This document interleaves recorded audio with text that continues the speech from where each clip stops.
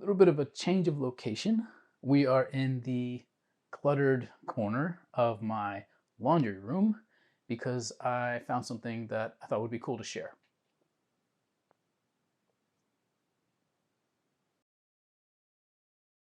It's an old copy of Wizard magazine, probably the only copy that I still have left. So this is from 1994. It's not a Harry Potter thing. It is a comic book thing, as you could probably tell. There's comic book characters. Now, as a young man in the 90s, I read Wizard magazine religiously. In fact, I think it was probably the only magazine I read. I was a big comic book fan, and I still have boxes of comic books still stored around. What does this have to do with anything? Well, Wizard magazine was my first introduction to the letter to the editor. So back in the day, back before we had the internet for everything, we had things called magazines and newspapers. And an important section of those magazines was the letter to the editor, where people write in to the magazine and then the magazine chooses to publish certain of the letters. I mean, what makes it doubly cool is not only do you get to write in, but you often get a response. While we've moved to more digital publications, letters to the editor have kind of been left behind. They're not as prominent as they used to be, which is a little bit sad to me. I still seek them out in the magazines that I read. So I still read like The Atlantic and the New York Times, and they also have letters to the editor, and I find them very interesting. Nowadays, young people are less exposed to letters to the editor than they would have been in the past. And that's too bad. One, because it's a really cool medium, and two, because if you're taking the 9093 English language exam, it's a possibility that you might be asked to write a letter to the editor or read a letter to the editor and analyze it. And the less familiar you are with the form of writing, the harder it is to compose in it and to analyze it. I want to just take a minute to familiarize you with this form of writing. So, what is a letter to the editor? Well, it's a letter that readers write to the publication. Ostensibly, it's sent to the editor of the publication. The editor is the person in charge of managing all of the different stories and articles that are in the magazine or newspaper, whatever the publication happens to be. You can think of the editor as like the writing boss. Readers write to the editor when they have something they want to say, usually in response to one of the topics brought up in the publication. You may think, okay, well, if the editor is not the main writer of the articles in the publication, why do people write to the editor?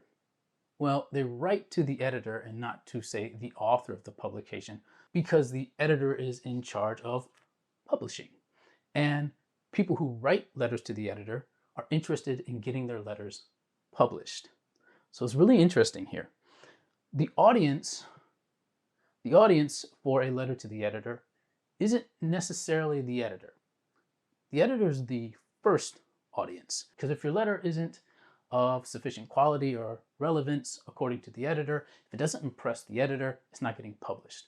But your ultimate audience as a writer of a letter to the editor is not the editor, it's the other readers.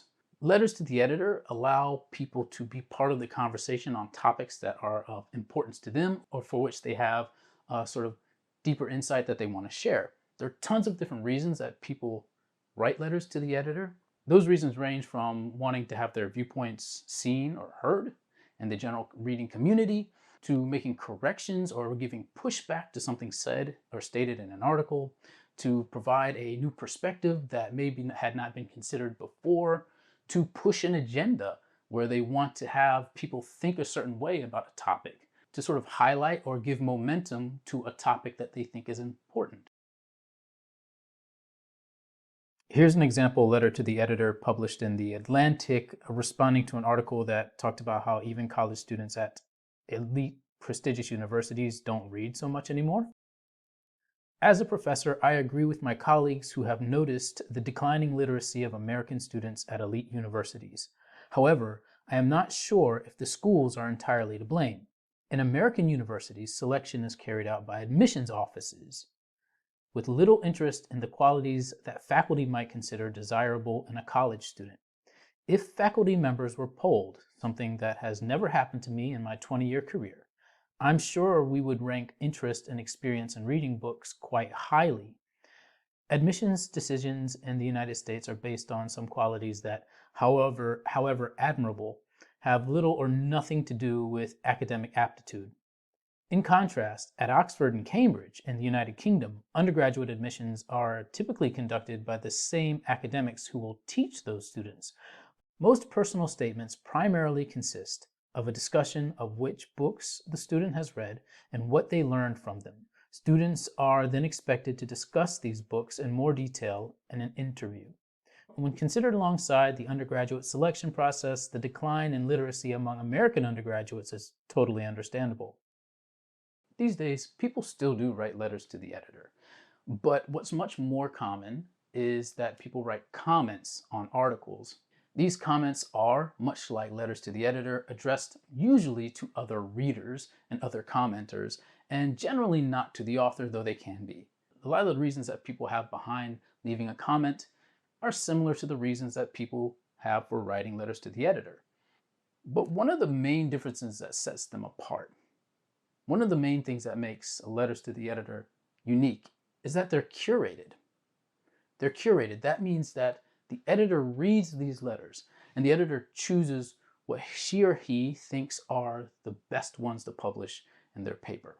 Not everyone gets a say. The good side of that is that you get carefully selected responses. Editors are editors for a reason, especially in major publications. They have to be good at their job.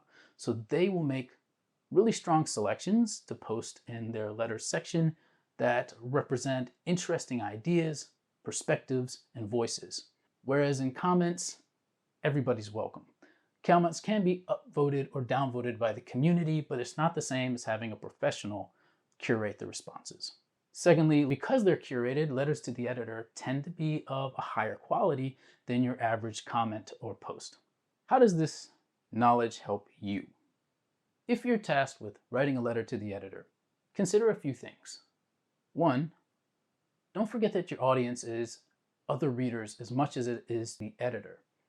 People who write in letters to the editor tend not to try to get the editor to change their opinion on a topic or change how they approach their job. The real audience is other readers. So persuasive arguments tend to be aimed at other readers more so than at the editor herself, which connects to the next point. Letters to the editor avoid personally involving the editor, though they can involve the author of the text that they're writing about. So if a person is writing in response to an article that really interests them or moved them or really upset them, they may reference the author. In addition to that, letters to the editor tend to be a bit more formal than a comment would be. They are, after all, letters, and they're not personal letters. These are formal letters. They can be personal in their content, but they won't be personal in their language. That is to say, they're going to be semi-formal to formal, and generally you're not going to find a lot of informality in a letter to the editor. They're also structured with an end in mind. They have about one key point they want to make, and that key point is made early in the letter, and the rest of the letter is there to support that key point. Letters to the editor tend not to be long. This can be a little bit of a challenge when you're doing a letter to the editor on the exam, because sometimes the words that you need to use may be longer than a letter to the editor would actually be in real life. So you kind of are having to expand the form to meet the criteria of the exam. It's just what it is. And lastly, it's important to remember that letters to the editor have a purpose. And excellent letters to the editor are going to be written in a way to be effective for that purpose. They're rarely dry. They're almost never boring, or they wouldn't get published. They have to have an interesting idea or a moving experience that the writer is sharing with the audience. They can use figurative language. At the end of the day, letters to the editor should be compelling. It's also worth noting that you should never insult the editor, and you don't want to insult the author either. These sort of letters will not get published. I hope that one of the benefits that you get from your studies in English language is that you come to a deeper appreciation of forms of writing that you were less familiar with before. I think it's one of the best parts of the course. As always, good luck in your studies. Thank you for watching. What also makes it really cool is that people who write in often decorate the envelopes that they sent their mail in with art. And that art also can get posted in the magazine. I tried it myself a number of times. None of my stuff got in, with good reason. It wasn't that great, but it was still exciting to think that it could have gotten in.